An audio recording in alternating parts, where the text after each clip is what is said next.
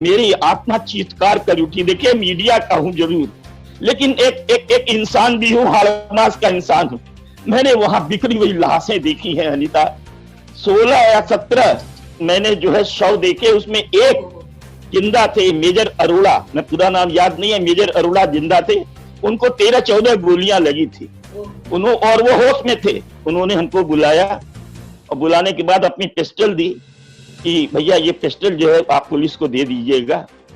Police मेरे पीछे थी साथ में, तो मैंने वो पुलिस जो भी अधिकारी था उसको दी, और मैंने कहा आपने इसका प्रयोग नहीं किया। बोला हम भगवान राम की सेवा के लिए आए हैं, मंदिर पाने के लिए आए हैं, गोली चलाने के लिए थोड़ी ना आए। और ये जज्बा उसके ऊपर, ये क्रूरता, मुलायम, जिसका नाम मुलायम, वो कितना कठोर दिल के साथ ये बर्बरता, ये क्रूरता बरसा रहा था। उससे तो लगता है बाबर की प्रेरणा स्रोत थे वो।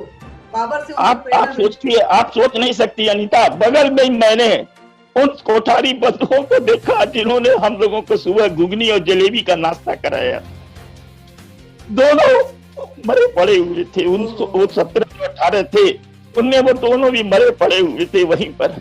और उसके बाद तो फिर उधर सरयू की तरफ भी गोलियां चली हैं, और सरयू में भी फेंक दिए गए। उनकी लाशें आज तक नहीं मिली, उनकी संख्या भी अज्ञात है। वो अनाम शहीद हैं।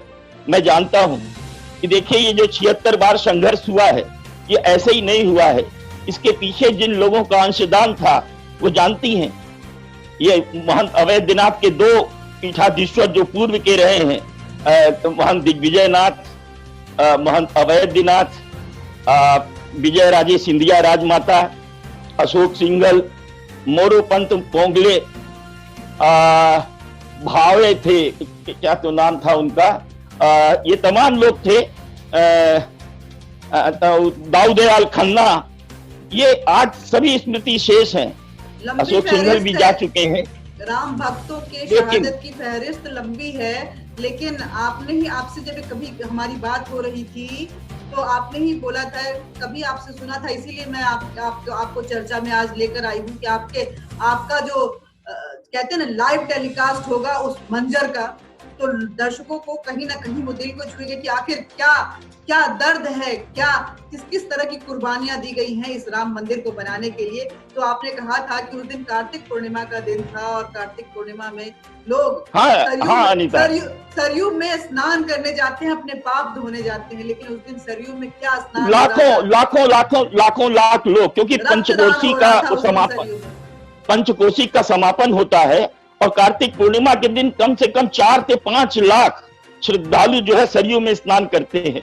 लेकिन अहो भाग्य, वो दुर्भाग्य देखिए, वो दुर्भाग्य कार्तिक पूर्णिमा की, कि उस दिन स्वयं सरयू ने रक्त स्नान किया था, और हृदय विदीर्ण हो गया था। जितने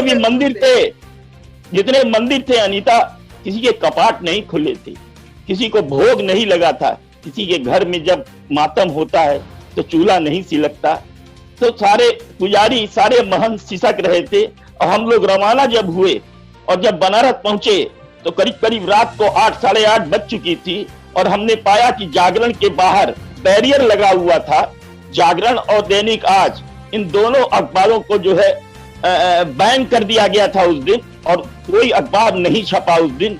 हमारे सहयोगियों आशीष बागची थे, 2 फोटोग्राफर थे, उधर आज के जो करेस्पॉन्डेंट थे, वो हम सबों पर मुकदमा कर दिया गया था कि हमने क्या आपत्तिजनक किया। अगर हमने ये लिखा कि कार्तिक पूर्णिमा पर सरयू ने किया रक्त स्नान, तो वो गलत कहां से था? और हमको कोई ये बताए कि वो क्या कार सेवक, वो राम भक्त किस तरह की हिंसा कर रहे थे जो उनको गोलियों से भून दिया गया। अनर्थ हुआ है, नरसंहार हुआ है। और ये अखबार लोगों तक पहुंचा कि नहीं पहुंचा? फाइनली अखबार नहीं पहुंचा, लेकिन जो समाचार का पन्ने थे, वो विद्यार्थी परिषद और संघ के लोग जो है अखबारों में आए, और बड़े छिप करके वो पीछे के दरवाजे से, खिड़कियों से उनको फेंका गया। और उस जमाना इस तरह का नहीं था, साइक्लोस्टाइल करके पूरे बनारस में वितरित तो हुआ।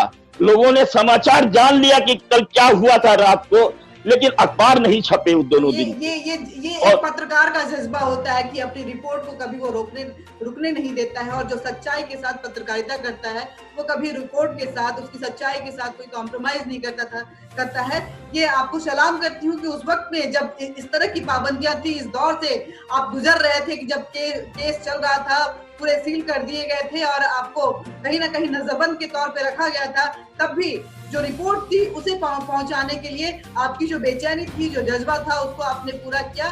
भले ही दूसरे का सहयोग लेना पड़ा, लेकिन मुलायम सिंह यादव, जिसका नाम हो मुलायम सिंह यादव, वो इस तरह की बर्बरता अगर बरसाए, वो भी राम भक्तों के ऊपर, राम जो इस देश की शान है, हिंद की शान है, राम भारत की मान, और वो सच्चाई है अनीता कि वो मुलायम सिंह उस दिन कठोर सिंह यादव थे, और उन्होंने अभी हालिया बयान दिया था 6-7-8 महीने पहले कि हाँ मैंने गोलियां चलवाई थी, क्योंकि देश की एकता और अखंडता को खतरा था। किस बात का खतरा था? आप उस समय 80-90 करोड़ हमारे सनातन धर्मी थे, उनकी भावनाओं को आप क्या एकता और अखंडता का खतरा मान रहे हैं 20-22 करोड़ मुसलमानों के लिए? वक्त था जब हम लोग सेक्युलर भारत के नाम पे एक तुष्टीकरण की राजनीति कर रहे थे, और इस तरह से सिर्फ हिंदुओं को नहीं, हिंदुत्व को नहीं, बल्कि उनकी आस्था, उनके भगवान पे भी प्रहार किया जाता, राम भक्तों पे इस तरह से गोली चलाई जा रही थी। लेकिन जब ये सिलसिला चलता जा रहा था, और जब 90 के बाद ये पूरा मामला जो है बाबरी विध्वंस के नाम से जब कोर्ट पहुंचा, सुप्रीम कोर्ट पहुंचा, सुप्रीम कोर्ट ने फाइनली राम जन्मभूमि को लेकर के अपनी मुहर लगा दी। जो भी आर्कियोलॉजिकल डिपार्टमेंट की तरफ से प्रूफ दिए गए, जो भी उस वक्त के साक्ष्य दिए गए, ये मान लिया गया कि वो जगह जो है वो राम भगवान के नाम का है, वहां पे मंदिर निर्माण होना चाहिए, मस्जिद के लिए कोई और जगह दे देनी चाहिए। और जब भारत सरकार राम के इस कहें कि लंबी तपस्या को, राम भक्तों की इस लंबी तपस्या, भगवान राम जो कि टाट में रह रहे हैं, उनकी इस तपस्या को, उनके भक्तों की तपस्या को जब अंजाम देने का वक्त आया, तो वो दौर जब आपने देखा, और इस दौर में कुछ फर्क नहीं नजर आ रहा है, विरोध आज भी जारी है। कांग्रेस जो नेता हैं, जो कि युवराज कहे जाते हैं, कांग्रेस के महामहिम कहे जाते हैं, राहुल गांधी बार बार उसका विरोध कर रहे हैं कि शिलान्यास नहीं, बहाने 50 दे रहे हैं, शिलान्यास नहीं होना चाहिए। कांग्रेस हर बार जो है वो विरोध करती रही है। साथ में सपा की भी यही पॉलिसी रही कि राम मंदिर किसी भी तरह से। अरे कल PIL दाखिल हुई है इलाहाबाद हाई कोर्ट में, और वो सज्जन है साकेत गोखले, उन्होंने PIL दाखिल की है कि ये 5 अगस्त को राम जन्मभूमि का भूमि पूजन नहीं होना चाहिए, क्योंकि कोरोना है, कोरोना के चलते ये कोरोना की गाइडलाइंस का उल्लंघन होगा, क्योंकि वहाँ 300 आदमी इकट्ठे होंगे। तो ये हुआ कि अभी स्वीकार नहीं किया है, अभी स्वीकार नहीं किया अनीता। लेकिन आज उनकी पोल पट्टी खुल गई कि वो राहुल गांधी कैंप के हैं, राहुल गांधी के ट्वीट को रिट्वीट करते हैं। आपसे यही सवाल पूछना चाहती हूँ कि राहुल की माता जी श्रीमती सोनिया गांधी जी राम के अस्तित्व पे सवाल खड़े करती हैं। राहुल गांधी बार बार राम मंदिर बनाने पे कभी अपने बयानों के जरिए, तो अपने कभी जो उनके व्यक्ति विशेष लोग हैं जिनके वो इर्द गिर्द घूमते हैं, उनके द्वारा PIL और कोर्ट जाते हैं।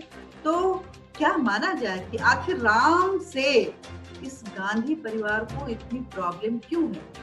क्यों सोनिया गांधी भगवान राम को नहीं देखना चाहती हैं, उनके अस्तित्व पे सवाल खड़े करती हैं, और राहुल गांधी मंदिर बनने में लगातार अड़चने जो हैं वो पैदा कर रहे हैं। अखिलेश यादव भी कुछ इसी तरह की बोली बोल रहे हैं।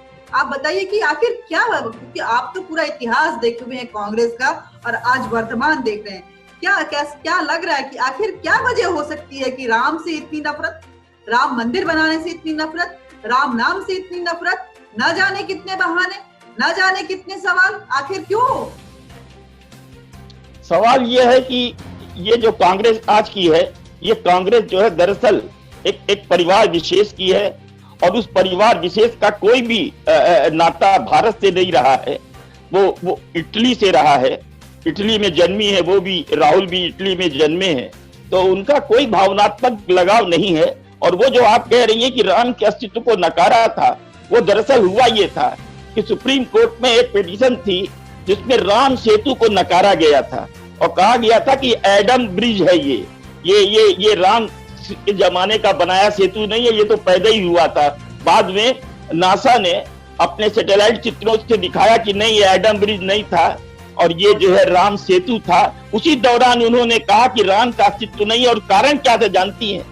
600 लाख करोड़ का थोरियम उस सेतु में दबा हुआ है, और वो डीएमके और ये सोनिया गांधी के बीच में एक बहुत ही जिसको कहते हैं नापाक डील हुई थी इसको खत्म करके।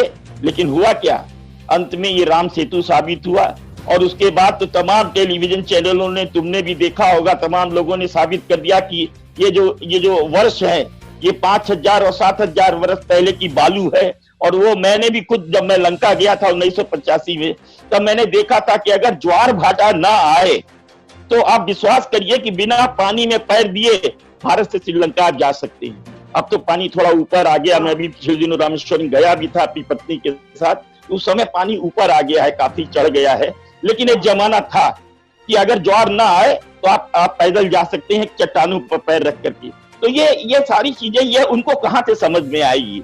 और आप देखिए कि जब वोट मांगना होता है तब वो जनेऊधारी, जनेऊ ऊपर से पहनते हैं, हमारे यहाँ जनेऊ अंदर से पहनी जाती है, वो जनेऊधारी जो है क्या बोलते हैं उनको कि कौल ब्राह्मण भी अपने को दावा करते हैं, न तो वो ब्राह्मण है न तो वो हिंदू हैं, वो एक पारसी और मुसलमान की संतान है, ये दुनिया जानती है। लेकिन क्या करिएगा, ये हमारी एक हमारा प्रारब्ध है, ये हमारी नियति है कि हमको ऐसे लोग मिले हैं जिन्होंने सत्ता में राज किया। और पिछले दिनों 10 साल जो यूपीए 1 और यूपीए 2 में इन माँ बेटों ने जो राज किया और जिस तरह के कुकर्म किए, जिस तरह की लूट की, वो सब सामने आ गई है। और आज भी वो मान नहीं रहे हैं।